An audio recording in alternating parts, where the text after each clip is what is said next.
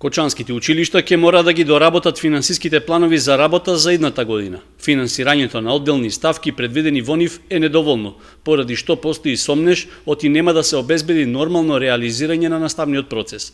Забелешки за плановите беа искажани на последната седница на Советот, а советниците наведоа и конкретни ставки за кои се предвидени малку пари. За едно училиште, кое што има и две подрачни училишта, да имате ставка од 50.000 денари за одржување на хигиена, ќе се сложите дека не е реално. Значи, многу работи тука не чинат. Материјали за работа, ќе видите дека имате ставка по 40 до 60.000 денари. Илузорно е кога дневно колку хартија се користи во училиштата, колку се фотокопира, колку се работи на работниот материјал. Никој не зел предвид дека Кембридж програмата кошта.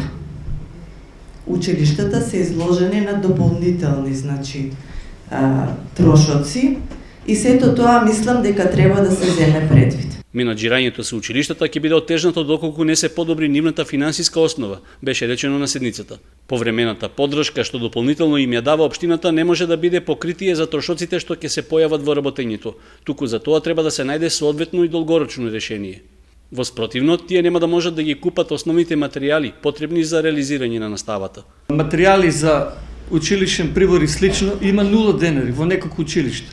Значи креди од дека ќе се купат не е јасно.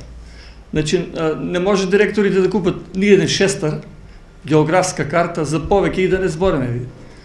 Се бара од нас наставни ливчиња, разни тестови и слично, а имаме 0 денари за хартија и за копирање.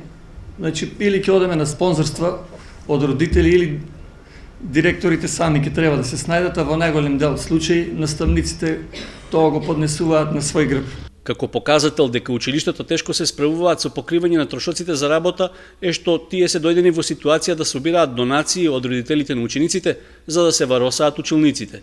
Таквата состојба ги натера советниците да размислат околу усвојувањето на финансиските планови, поради што тие не ја добија поддршката, па ќе мораат во наредните 2 недели да се доработат, односно да се предвидат доволно средства за материјалното работење.